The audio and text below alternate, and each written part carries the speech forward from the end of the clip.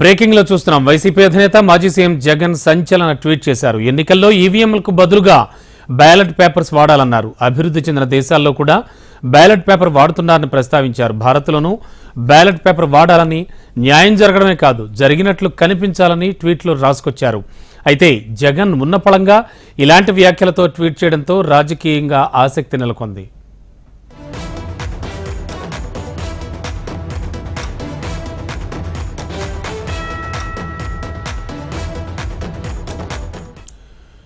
Breaking లో చూస్తున్నాం. YCP అధినేత మాజీ సీఎం జగన్ సంచలన ట్వీట్ చేశారు. ఎన్నికల్లో ఈవీఎంల బదులు బ్యాలెట్ పేపర్ వాడాలన్నారు. అభివృద్ధి చెందిన దేశాల్లో కూడా బ్యాలెట్ పేపర్ వాడుతున్నారని ప్రస్తావించారు ఆయన ఆ ట్వీట్ లో.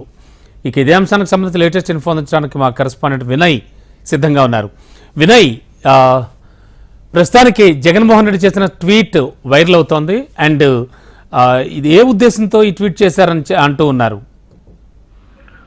రమణ, మాజీ ముఖ్యమంత్రి జగన్మోహన్ రెడ్డి ఈవీఎంలపై ఎక్స్ వేదికగా కొన్ని కీలక వ్యాఖ్యలు చేశారు. 2024 ఎన్నికల ఫలితాల తర్వాత ఈ ఫలితాలు చూసి జగన్మోహన్ రెడ్డి షాక్ అయ్యారని చెప్పొచ్చు. ఎందుకంటే ఈ 5 ఏళ్ల పాటు అన్ని వర్గాలకు మేలు జరిగేలా మంచి చేశాము, ఆ మంచి అంతా ఏమైందో నాకు అర్థం కావట్లేదని అప్పుడు జగన్మోహన్ రెడ్డి ప్రెస్ మీట్ లో చెప్పడం జరిగింది. ఏదో జరిగింది, ఇంత అన్యాయంగా ఫలితాలు వచ్చాయి, కానీ నా దగ్గర సాక్ష్యాలు లేవంటూ కూడా జగన్మోహన్ రెడ్డి అప్పుడు చెప్పడం జరిగింది. కానీ ఈవీఎంల పైన దేశవ్యాప్తంగా చర్చ జరుగుతున్న నేపథ్యంలో జగన్మోహన్ రెడ్డి కూడా కొన్ని కీలక వ్యాఖ్యలు పోస్ట్ చేస్తూ ఎక్స్ వేదికలో తన వెర్షన్ ని చెప్పడం జరిగింది. అభివృద్ధి చెందిన దేశంలో ఈవీఎంలు కాకుండా బ్యాలెట్ నే వాడుతున్నారంటూ ఎక్స్ వేదికగా జగన్మోహన్ రెడ్డి పోస్ట్ చేశారు. భారత్ లోనూ ఈవీఎంలు కాకుండా బ్యాలెట్ నే వాడాలంటూ జగన్మోహన్ రెడ్డి దాంట్లో తెలిపారు. న్యాయం జరగడం మాత్రమే కాదు జరిగినట్టు కూడా కనిపించాలంటూ ఆయన దాంట్లో పోస్ట్ చేశారు.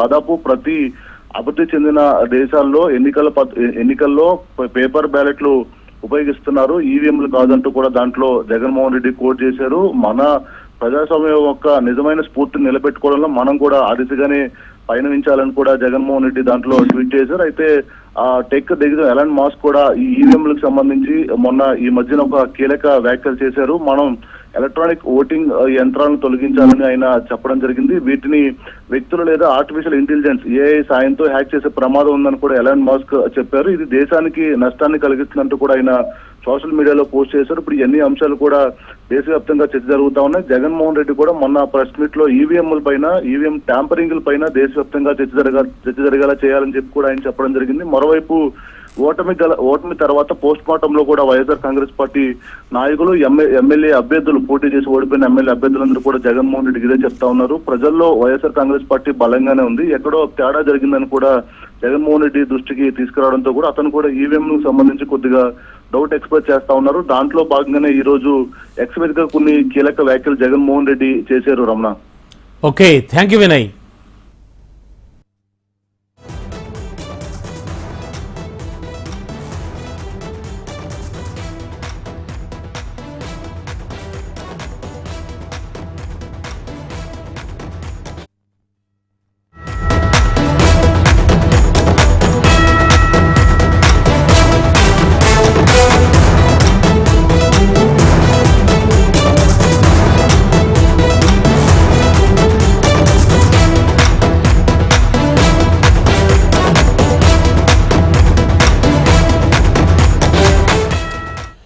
మరో బ్రేకింగ్ చూస్తున్నాం. విద్యుత్ కొనుగోళ్ల అంశంపై కేసీఆర్ పంపిన లేఖపై power commission chairman justice L Narasimha Reddy ఈ రోజు సమీక్ష చేపట్టనున్నారు. కేసీఆర్ పంపిన లెటర్ కమిషన్కు అందిందని, పలు అంశాలను ప్రస్తావించారని తెలిపింది. Chhattisgarh power purchase, Bhadradri, Yadadri thermal power plant అంశాల్లోని కొన్ని ప్రశ్నలకు ఆయన సమాధానం ఇచ్చారన్న కమిషన్ కేసీఆర్ చెప్పిన విషయాలను నిపుణుల కమిటీతో చర్చించే అవకాశం ఉన్నట్లు సమాచారం. అయితే మొన్న నిర్వహించిన ప్రెస్ మీట్లోనే ఎవరికైనా తమ అభిప్రాయాలుంటాయని, వాటిని నిస్సందేహంగా చెప్పే స్వేచ్ఛ ఉంటుందని ఇప్పటికే చైర్మన్ తెలిపారు.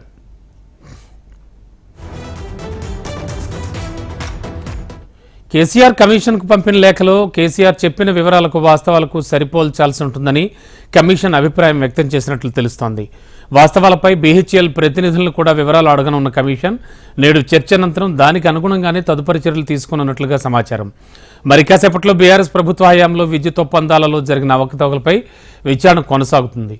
ఈ విచారణకు జనసమితి అధినేత కోదండరాం, విద్యుత్ ఉన్నతాధికారి రాఘవ్ కమిషన్ ముందు హాజరు కానున్నారు. ఇదే అంశానికి సంబంధించి లేటెస్ట్ ఇన్ఫో అందించడానికి మా కరెస్పాండెంట్ ప్రవీణ్ సిద్ధంగా ఉన్నారు. ప్రవీణ్, ఈ కమిషన్ కి సంబంధించి ఏం జరగబోతోంది? బాబు, రాష్ట్రంలో మాత్రం విద్యుత్ కొనుగోలు అంశం మాత్రం ఇప్పుడు కీలకంగా మారిందని చెప్పుకోవచ్చు. ఇప్పటికే బీఆర్ఎస్ వర్సెస్ కాంగ్రెస్ ప్రభుత్వంలో కూడా ఇప్పటికే ఒక పక్క విమర్శలు కూడా గుర్తించుకుంటున్నాయి. ఇదే సందర్భంలో మాత్రం కమిషన్ కూడా దూకుడు పెంచిందని చెప్పుకోవచ్చు. కమిషన్ ఏదైతే విద్యుత్ కొనుగోలుకు సంబంధించినందుకు ఛత్తీస్గఢ్ ఒప్పందాల ప్రకారం మాత్రం విద్యుత్ కొనుగోలు జరిగిన సందర్భం ఏంటి, ఆ సందర్భంలో మాత్రం వాటిపైన ఎలాంటి నిర్ణయాలు తీసుకున్నారు, ఈఆర్సీకి ఎలాంటి ఉంది, ఏఆర్సీ అనుమతి ఉందా లేదా దానిపైన కూడా ప్రధానంగా ఇప్పటికైతే దృష్టి సాధించిందని చెప్పుకోవచ్చు. ఇప్పటివరకే మాజీ ముఖ్యమంత్రి కేసీఆర్ మాత్రం ఏఆర్సీకి సంబంధించినందుకు మాత్రం నిర్ణయం ఇక్కడ కూడా తీసుకోకుండా కూడా ఏ విధంగా అడుగులు వేస్తుందనే దానిపైన కూడా నేతలు పేర్కొన్న సిచ్యువేషన్ కనిపిస్తుంది. కానీ దీనిపైన మాత్రం ఆ ఈఆర్సీ అనుమతి ఇచ్చిందా లేదనే దానిపైన కూడా ఇప్పటికైతే చర్చ అయితే కొనసాగుతుంది. ఇంతకు విద్యుత్ కొనుగోలు అంశాలు మాత్రం ఈఆర్సీ అనుమతి ఇచ్చిందా లేదనే దానిపై కూడా స్పష్టత అయితే రావాల్సి ఉంది.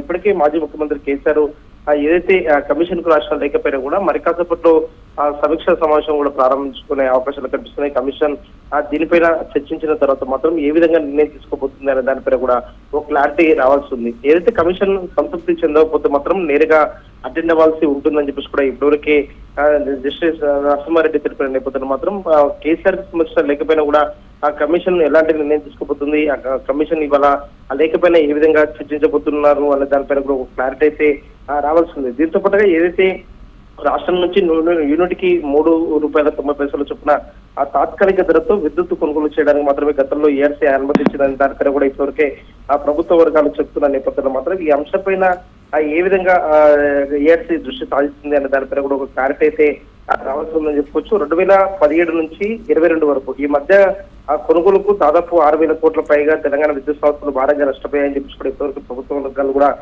తెలుపుతున్న నేపథ్యంలో ఇవాళ ఈఆర్సీ అనుమతి లేకుండా ఒప్పందం జరిగిందా అనే దానిపై కూడా కమిషన్ దృష్టి సాధించబోతుందని చెప్పుకోవచ్చు. ఒకవేళ ఆ ఒప్పందం ఉందా లేదా అనే దానిపై కూడా ప్రధానంగా ఇవాళ దృష్టి సాధించిన తర్వాత మాత్రం ఆ తెలంగాణ ఉద్యమ నేత ప్రొఫెసర్ కోదండ రామ్తో పాటు అదేవిధంగా జేఏసీ నేత విద్యుత్ కు సంబంధించిన అధికారి రఘు నుంచి కూడా కొంచెం ఫీడ్బ్యాక్ తీసుకుపోతుంది. వాళ్ళు కూడా ఇవాళ ఆ కమిషన్ ముందుకు వాళ్ళు అటెండ్ అవ్వబోతున్నారు. అటెండ్ అయిన తర్వాత మాత్రం ఇలాంటి అంశాలను కూడా వాళ్ళు చెప్పబోతున్నారు అనే దానిపైన కూడా స్పష్టత అయితే రావాల్సింది. ఇవాళ ఏదైతే కేసీఆర్ ఇప్పటివరకు రాష్ట్రం లేకపోయినా కూడా కమిషన్ ఇవాళ ఏ నిర్ణయం తీసుకుంటుందనే దానిపైన కూడా ఒక ఉత్కంఠ అయితే రేపుతున్న సిచ్యువేషన్ కనిపిస్తుంది. ఇవాళ 11 గంటల తర్వాత బీఆర్కే భవన్ కు ఆ కమిషన్ సంబంధించినంత సభ్యులు కూడా రాబోతున్నారు. వచ్చిన తర్వాత మాత్రం ఆ మధ్యాహ్నం తర్వాత మాత్రం మరోసారి కూడా ఏమైనా నోటీస్ ఇస్తారా లేదంటే కూడా విచారణకు కంపల్సరీ అటెండ్ అవ్వాల్సి ఉంటుందా అనే దానిపైన కూడా ఒక క్లారిటీ ఇచ్చే అవకాశం కనిపిస్తుంది Ramana Babu. Okay, thank you Praveen.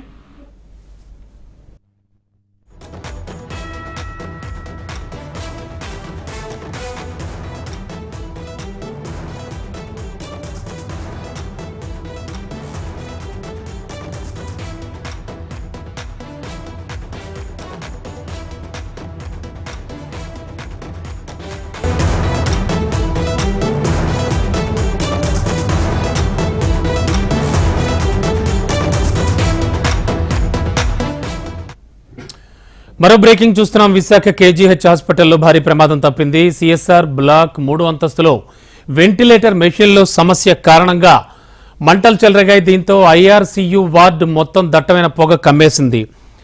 ఇక వార్డులో పొగ కమ్మేయడంతో రోగులు ఉక్కిరిబిక్కిరయ్యారు. అప్రమత్తమైనటువంటి డాక్టర్లు సిబ్బంది ఆ వార్డులోని రోగులను వేరే వార్డుకు తరలించారు. ప్రమాదం జరిగిన సమయంలో వార్డులోని 8 మంది రోగులను వేరే వార్డులోకి షిఫ్ట్ చేయడంతో ఊపిరి పీల్చుకున్నారు. ప్రమాద ఘటనపై స్పందించిన ఆసుపత్రి సూపరింటెండెంట్ శివానంద్ స్వల్ప ప్రమాదం జరిగిందని వెంటనే రోగులను సురక్షితంగా తరలించినట్లు తెలిపారు. ప్రమాద ఘటనపై విచారణ జరిపి పూర్తి వివరాలు వెల్లడిస్తామన్నారు. లేటెస్ట్ ఇన్ఫో ఇదే అంశానికి సంబంధించి మా కరెస్పాండెంట్ అనురాధ సిద్ధంగా ఉన్నారు అందించడానికి. అనురాధ, కేజీహెచ్లో ప్రమాదం తప్పిందంటున్నారు. అసలే ఏం జరిగింది, ఎన్ని గంటల సమయంలో జరిగింది? రమణ, ఈ రోజు తెల్లవారుజామున కేజీహెచ్ లో సిఎస్ఆర్ బ్లాక్ లో ఒకసారిగా వెంటిలేటర్ మిషన్ లో ఒకటిగా మంటలు వ్యాపించి ఒకసారిగా ఆ వార్డు మొత్తం కూడా దట్టమైన పొగలు అలుముకున్నాయి. దీంతో ఒకసారిగా అక్కడున్న రోగులు సిబ్బంది అంతా కూడా కంగారు పడి అధికారులకు సమాచారం ఇవ్వడంతో వెంటనే వచ్చి పరిస్థితిని అప్రమత్తం చేసి వెంటనే వాళ్ళ రోగుల్ని పక్క వార్డులోకి షిఫ్ట్ చేయడం జరిగింది. అయితే వెంటిలేటర్ మిషన్ లో విద్యుత్ షార్ట్ సర్క్యూట్ వలన కొంత మంటలు రావడం, అది ఒక్కసారిగా పొగలు, అంటే అది ఏదైతే ఐసీయూ యూనిట్ కాబట్టి పూర్తిగా అంతా క్లోజ్డ్ యూనిట్ కాబట్టి ఒక్కసారిగా పొగలు వ్యాప్తి చెందాయి. దీంతో అక్కడున్న రోగులంతా కూడా ఉక్కిరిబిక్కిరైన పరిస్థితి కనిపించింది. వెంటనే అక్కడున్న సిబ్బంది అప్రమత్తమయ్యి వాళ్ళందరినీ కూడా పక్క వార్డులోకి, అంటే ఆ సమయంలో 8 మంది మాత్రమే ఆ వార్డులో ఉన్నారు, వాళ్ళందరినీ కూడా పక్క వార్డులోకి షిఫ్ట్ చేశారు. వెంటనే ఆ మంటలను అదుపు చేసే ప్రయత్నం చేశారు. అలాగే అసలు ఎందుకని అక్కడ మంటలు చెలరేగాయి, విద్యుత్ వ్యవస్థకు సంబంధించి ఏమైనా లోపాలు ఉన్నాయా లేదా ఏదైనా ఇంటెన్షనల్ గా ఇట్లాంటిది జరిగిందా అనే దాని మీద ప్రస్తుతం వాళ్ళు అధికారిక ఎంక్వైరీని అయితే వేశారు. సూపరింటెండెంట్ ఈ రోజు అక్కడ ఉన్న అధికారులతో విచారణ చేసిన తర్వాత దాని మీద నివేదిక ఇచ్చే అవకాశం అయితే ప్రస్తుతం కనిపిస్తుంది. కానీ ఇప్పటిదాకా మాత్రం ఎటువంటి ప్రమాదం, క్యాజువాలిటీస్ అవి ఏమీ లేవు. దీంతో ఒకసారి ఊపిరి పీల్చుకున్నారు. కానీ కేజీహెచ్ లో పాత భవనాల కారణంగా ఎప్పటికప్పుడు రినోవేషన్స్ చేస్తున్నప్పటికీ కూడా ఇటువంటి విద్యుత్ వ్యవస్థ కానీ లేకపోతే వాటర్ ప్లాంట్ లోని సమస్యలు కానీ తలెత్తుతున్నాయన్నది ప్రధానంగా వాళ్ళు గుర్తించారు. ఈ అంశాలకు సంబంధించి నూతన ప్రభుత్వం ముందు కూడా ఒక నివేదికను కూడా ఇవ్వడం జరిగింది. జిల్లా కలెక్టర్ కూడా నిన్న అక్కడ రివ్యూ చేశారు. అక్కడ ఉన్న సమస్యల మీద ఏం కావాలి, ఏమేమి రిక్వైర్మెంట్స్ ఉన్నాయి, కొత్తగా మనం పెట్టుకోవాల్సిన అవసరాలు ఏమున్నాయి అక్కడ అన్న దాని మీద కలెక్టర్ కూడా రివ్యూ చేశారు. ఈ నివేదికలన్నీ వెళ్ళిన తర్వాత తదుపరి అక్కడ ఇంకొన్ని అభివృద్ధి చర్యలు చేపట్టే అవకాశం కూడా కనిపిస్తుంది. Ramana. Okay, thank you Anuradha.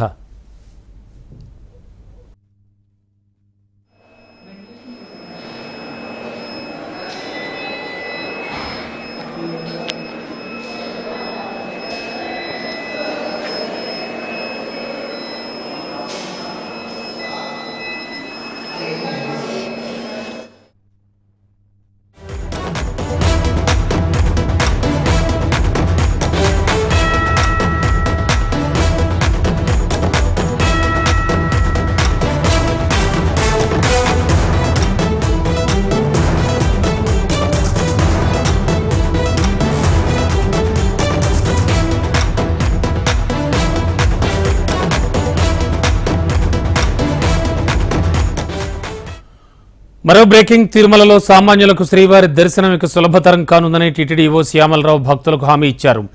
బాధ్యతలు స్వీకరించిన వెంటనే అధికారులను పరుగులు పెట్టించారు. ఈవో నిబద్ధతతో కూడిన వ్యవహార శైలితో పలువురు అధికారుల్లో గుబ్బులు మొదలైంది. స్థానిక గోకులం గెస్ట్ హౌస్లోని మీటింగ్ హాల్లో టీటీడీలోని అన్ని విభాగాల అధికారులతో ఈవో సమీక్ష సమావేశం నిర్వహించారు. ముఖ్యంగా ఇంజనీరింగ్, అకౌంట్స్, సర్వీసెస్, ఎస్టేట్ విభాగాలపై లోతుగా సమీక్షించారు. ఇటీవల 6 నెలల కాలంలో గత పాలక మండలి విడుదల చేసిన దాదాపు 1500 కోట్లకు పైగా నిధుల వినియోగంపై ఈవో లోతుగా అధ్యయనం చేస్తున్నారు. గత పాలక మండలి ఇష్టారీతిన టీటీడీ నిధులను దారి మళ్లించిందనే ఆరోపణలతో ఇటీవలి సీఎం చంద్రబాబు ప్రమాణ స్వీకారం అనంతరం మొదటిసారి మీడియాతో మాట్లాడుతూ గడిచిన 5 ఏళ్లలో తిరుమలను భ్రష్టు పట్టించారని, పవిత్రతను దెబ్బతీశారన్న కోణంలో ప్రక్షాళన మొదలైంది. సీఎం చంద్రబాబు విజన్ ప్రకారం యాక్షన్ ప్లాన్ ప్రారంభించారు. సిఫార్సు లేఖలపై దర్శనాలు, సేవలు కేటాయించే అదనపు ఈవో క్యాంపు కార్యాలయ సిబ్బందిని కూడా ఈవో ప్రశ్నించారు. ఇక సామాన్య భక్తుల దర్శన క్యూలైన్ల వద్ద తనిఖీలు నిర్వహించారు. పారిశుద్ధ్యం నిర్వహణ సక్రమంగా లేకపోవడంతో 2 అధికారులకు ఈవో మెమోలు జారీ చేశారు. ఇక అన్న ప్రసాద భవనంలో కూడా తనిఖీలు చేపట్టారు. వడ్డిస్తున్న ఆహారం రుచికరంగా ఉందా, ఏదైనా లోపాలున్నాయా అని భక్తులు స్వయంగా ఆయన అడిగి తెలుసుకున్నారు. అన్నప్రసాదం తయారీ విధానాన్ని, వినియోగించే ముడి సరుకుల నాణ్యత కూడా ఈవో పరిశీలించారు. ఇక భక్తులకు అందించే సదుపాయాలు, సౌకర్యాల విషయంలో రాజీ పడితే చర్యలు తప్పవని అధికారులను ఈవో హెచ్చరించారు.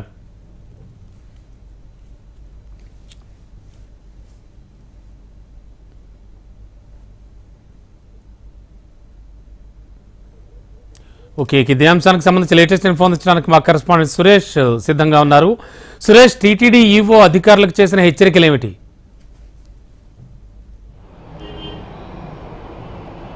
రైట్ రమణ బాబు, గత 2 రోజుల క్రితం తిరుమల తిరుపతి దేవస్థానం ఈవోగా బాధ్యత స్వీకరించిన జేఎస్ శ్యామలరావు దూకుడుగా వ్యవహరిస్తున్నారు. తీసుకున్న రోజు సాయంకాలమే భక్తులు క్యూలైన్లను, అలాగే క్యూలైన్లు వచ్చిన భక్తులకు అందుతున్న సౌకర్యాలపై ఆరా తీశారు. ప్రతినిత్యం ఎంతమంది భక్తులు వస్తారు, ప్రతినిత్యం కూడా ఎంతమంది దర్శించుకుంటారు అనే అంశంపై అధికారులు నివేదించినప్పటికీ స్వయంగా క్యూలైన్ పరిశీలించి ఎంత సమయం క్యూలో వేచి ఉన్నారు, వసతి దొరికిందా లేదా, ఇక్కడ అన్నపానీయాలు అందిస్తున్నారనే అంశం మీద పూర్తి స్థాయిలో దృష్టి సారించి క్యూలైన్ తనిఖీ చేశారు. ఆ రాత్రి అన్నప్రసాద వితరణ కేంద్రంలో తనిఖీ చేసి అక్కడే భోజనం చేసిన పరిస్థితి. తాజాగా చూసుకుంటే నిన్న కూడా గోకులం గెస్ట్ హౌస్లో పూర్తి స్థాయిలో అధికారులతో సమీక్ష సమావేశం నిర్వహించారు. తిరుమల తిరుపతి దేవస్థానంలో జరుగుతున్న విషయాలపైన పూర్తిగా అధ్యయనం చేశారు. ముఖ్యంగా శ్రీవారి ఆలయంలో ఎంత సమయం స్వామివారికి దర్శనం కల్పిస్తారు, ఎంత సమయం పడుతుంది మహాద్వారం నుంచి సోమవారం దర్శించుకుని వెలుపులు రావడం అనే విషయంపై, అలాగే ప్రముఖులకు టికెట్లు కేటాయించే వ్యవస్థ ఎలా పనిచేస్తుందని ప్రతి ఒక్కరిని కూడా అడిగి తెలుసుకున్నాడు. సూపరింటెండెంట్ స్థాయి అధికారులతో నేరుగా మాట్లాడి ఏ రకంగా టికెట్లు కేటాయిస్తారు, గతంలో మీరు ఎంతకాలం తిరుమలలో పనిచేశారు అనే స్పష్టమైన సంకేతాలు పూర్తిగా ఇచ్చారు. వారిని అడిగి మరిన్ని వివరాలు కూడా సేకరించారు. అన్ని విభాగాల అధిపతులతో ఆయన సమీక్ష నిర్వహించారు. విజిలెన్స్ కావచ్చు, రెవెన్యూ కావచ్చు, పూర్తిగా టీటీడీ పరిపాలన సంబంధించిన ఎస్టేట్ విభాగం కావచ్చు, అన్ని విభాగాలతో సమీక్షించి పూర్తిగా తిరుమల తిరుపతి దేవస్థానం వ్యవస్థ మీద ఆయన అధ్యయనం చేస్తున్నారు. గత 6 నెలల పాటు తిరుమల తిరుపతి దేవస్థానం పాలక మండలి తీసుకున్న నిర్ణయాలు 1500 కోట్లకు సంబంధించిన పూర్తిగా సమాచారాన్ని సేకరించుతున్నారు. ఏ రకంగా ఆమోదించారు, ఎటువంటి పరిస్థితులు వీటి ఆమోదించాల్సి వచ్చింది అని వివరణాత్మకంగా వివరణ తీసుకుంటున్నారు. అధికారులు కూడా ఆ రకంగా ఆయన ప్రశ్నించే ప్రశ్నలకు సంబంధించిన పూర్తి స్థాయిలో అధ్యయనం చేసి ఆయనకు నివేదిక సమర్పిస్తున్నారు. పూర్తిగా తిరుమల తిరుపతి దేవస్థానంలో పారదర్శక పాలన అందించబోతున్నట్టుగా, సామాన్య భక్తునికి సోమవారం దగ్గర చేసే విధంగా చర్యలు ఉంటాయని చెప్పేసి జె శ్యామలరావు ప్రకటించున్నారు. ఆ రకంగా అన్ని రకాల సిబ్బందితో, అన్ని రకాల విభాగాల అధిపతులతో ఆయన ప్రత్యక్షంగా సమావేశం ఏర్పాటు చేసి పూర్తి స్థాయిలో తిరుమల తిరుపతి దేవస్థానం పైన ఆయన సమీక్ష నిర్వహిస్తున్నారు. ఆ రకంగా సామాన్య భక్తులకు సోమవారం దర్శనం దగ్గర చేయాలి, క్యూలైన్లో ఎక్కువ సమయం వేచకుండా ఇటువంటి దర్శనం కల్పించాలి. గతంలో మెట్ల మార్గంలో టోకన్లు జారీ చేసేవారు, ఇప్పుడు ఎందుకు జారీ చేయట్లేని వివరణ కూడా అధికారుల నుంచి ఆయన సేకరించారు. పూర్తిగా మరో వారంలో పూర్తిగా అధ్యయనం తీసుకొని ఆ రకంగా మీడియా ముందు కూడా వస్తారని జె శ్యామలరావు వెల్లడించే పరిస్థితి తిరుమలలో కనబడుతుంది. రమణ బాబు, సురేష్, తనిఖీల్లో ఈవో ప్రధానంగా ఏం గమనించారు? పూర్తిగా ఈవోగా బాధ్యత స్వీకరించిన మొదటి రోజే క్యూలైన్లో పరిశీలించారు. అక్కడ పారిశుద్ధ్యం సరిగ్గా లేదని, అలాగే సామాన్య భక్తులకు క్యూలైన్లో వాటర్ అందించే ఆ డ్రమ్ముల్లో డస్ట్ ఎక్కువగా ఉంది, మట్టి కూడా పేరకపోయిందని సీరియస్ అయ్యారు.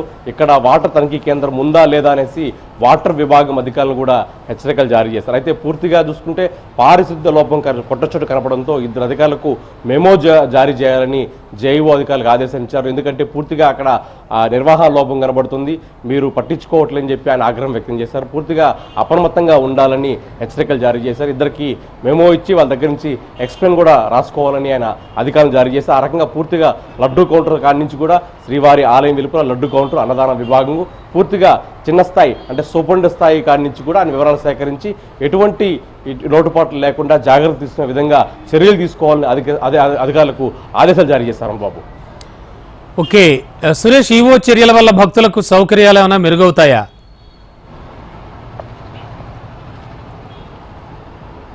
పూర్తిగా మీరు అన్నట్టుగానే, అంటే పూర్తిగా గతంలో చూసుకుంటే కిలోమీటర్ల మేర క్యూ లైన్ ఉండేది. సోమవారం దర్శనానికి 30 నుంచి 40 గంటల సమయం పడుతుంది. తాజాగా ఇవాళ కూడా 30 గంటల సమయం పడుతుంది. ఆ రకంగా చూసుకుంటే తిరుమలలోని వైకుంఠం క్యూ కాంప్లెక్స్ 2 ఉన్నాయి, ఒకటి నిరుపయోగంగా ఉందన్న విషయాన్ని ఆయన గ్రహించారు. భక్తులు క్యూ లైన్లో బయట ఎక్కువగా వేచి ఉండాల్సి వస్తున్న క్రమంలో వైకుంఠం 1 కూడా వినియోగించాలనే ఆలోచనలో ఈవో ఉన్నట్టుగా మనకు సమాచారం అయితే ఉంది. ఎందుకంటే దాదాపు 24 కంపార్ట్మెంట్ వైకుంఠం 1లో ఉన్నాయి, దాంట్లో 2 మాత్రమే ఉపయోగిస్తున్నారు, మరో 4 సెక్యూరిటీకి వినియోగిస్తున్న తరంలో ఆ రకంగా ఎక్కువ మంది బయట ఉండకుండా లోపలికి తీసుకొచ్చే క్రమంలో కూడా చర్యలు తీసుకుంటున్నారు. దీని మీద అధ్యయనం చేయాల్సి ఉంటుంది. ప్రతి విషయాన్ని కూడా నేను పరిశీలించి పూర్తిగా మీడియాకు సమాచారం అందిస్తాను, ఆ రకంగా పారదర్శక పాలన అందిస్తానని ఈవో వెల్లడించున్నారు. Ramana Babu, okay, thank you Suresh. Welcome back. Singareni ప్రాంతాల్లో బీజేపీకి బలం పెరుగుతోందా? బొగ్గు గనుల శాఖ మంత్రిగా కిషన్ రెడ్డి రావడంతో బీజేపీ కేడర్లో జోష్ నెలకొందా? కోల్ బెల్ట్ ఏరియాలో కమలం పార్టీకి మంచి రోజులు వస్తున్నాయా? బీజేపీ అనుబంధ కార్మిక సంఘం బీఎంఎస్ ప్రభావం చూపబోతోందా? పార్టీ వర్గాల్లో ప్రస్తుతానికి ఇదే చర్చ నడుస్తోంది. మోడీ కేబినెట్లో తెలంగాణకు 2 కేంద్ర మంత్రి పదవులు దక్కాయి. కిషన్ రెడ్డిని కేంద్ర బొగ్గు గనుల శాఖ మంత్రి పదవి మోడీ కట్టబెట్టారు. ఇది కీలక శాఖ అనే అభిప్రాయం వ్యక్తమవుతోంది.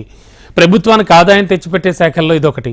కిషన్ రెడ్డికి బొగ్గు మంత్రిత్వ శాఖ దక్కడం తెలంగాణలో బీజేపీకి లబ్ధి చేకూరుతుందా అనే చర్చ జరుగుతోంది. తెలంగాణలోని సింగరేణి బొగ్గు గనులు కేంద్ర రాష్ట్ర ప్రభుత్వాల ఆదాయానికి భరోసానిస్తున్నాయి. కొత్త బ్లాక్లను గుర్తించి వెంటనే టెండర్లు పిలవాలని రాష్ట్ర ప్రభుత్వానికి బొగ్గు గనుల శాఖ ద్వారా కిషన్ రెడ్డి లేఖ పంపించారు.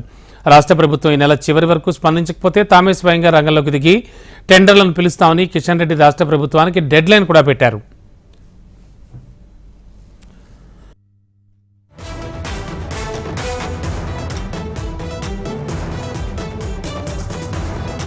కేంద్ర బొగ్గు గనుల శాఖ మంత్రిగా కిషన్ రెడ్డి ఉండడం తమకు కలిసొస్తుందని కమలం పార్టీ నేతలు భావిస్తున్నారు. సింగరేణి ప్రాంతాల్లో అభివృద్ధి ద్వారా బీజేపీకి లాభం ఉంటుందనే అభిప్రాయాలు వ్యక్తమవుతున్నాయి. ఉమ్మడి కరీంనగర్, ఖమ్మం, వరంగల్, ఆదిలాబాద్ జిల్లాల్లో సింగరేణి విస్తరించింది. 11 నుంచి 12 అసెంబ్లీ నియోజకవర్గాలను సింగరేణి కాలరీస్లోని ఉద్యోగులు, కార్మికులు ప్రభావితం చేస్తారు. రిటైర్ అయిన వారు, అక్కడ పనిచేసే వారి కుటుంబ సభ్యులు ఎక్కువ సంఖ్యలో ఉంటారు. ఇక సింగరేణి ప్రాంతాల్లో రాజకీయంగా బీజేపీకి అంతగా ఏం పట్టలేదు. సింగరేణి కార్మిక సంఘం ఎన్నికల్లో బీజేపీ అనుబంధ కార్మిక సంఘం భారతీయ మజ్దూర్ సంఘ్ కూడా పెద్దగా ఏం ప్రభావం చూపెట్టడం లేదు. ఇప్పుడు కిషన్ రెడ్డికి బొగ్గు గనుల శాఖ రావడంతో అటు పార్టీ ఇటు కార్మిక సంఘం బలపడే ఛాన్స్ ఉందని ప్రచారం జరుగుతోంది. అయితే కిషన్ రెడ్డి చూపే చొరవపైనే ఆధారపడి ఉంటుందని అంటున్నారు. సింగరేణిలో ఇన్కమ్ ట్యాక్స్ సడలింపు, అత్యాధునిక ఆంగులతో వైద్య సేవలు లాంటి పలు సమస్యలున్నాయి. కార్మికులకు, రిటైర్ అయిన వారికి అనుకూలమైన నిర్ణయాలు తీసుకుంటే పార్టీపై సానుకూలత ఏర్పడుతుందని బీజేపీ నేతలు భావిస్తున్నారు. మరి కిషన్ రెడ్డి కేంద్ర బొగ్గు గనుల శాఖ మంత్రి కావడంతో బీజేపీ వర్గాలు ఆశించిన విధంగా సింగరేణి ప్రాంతంలో రాజకీయంగా బలపడతారా లేదా వేచి చూడాల్సిందే.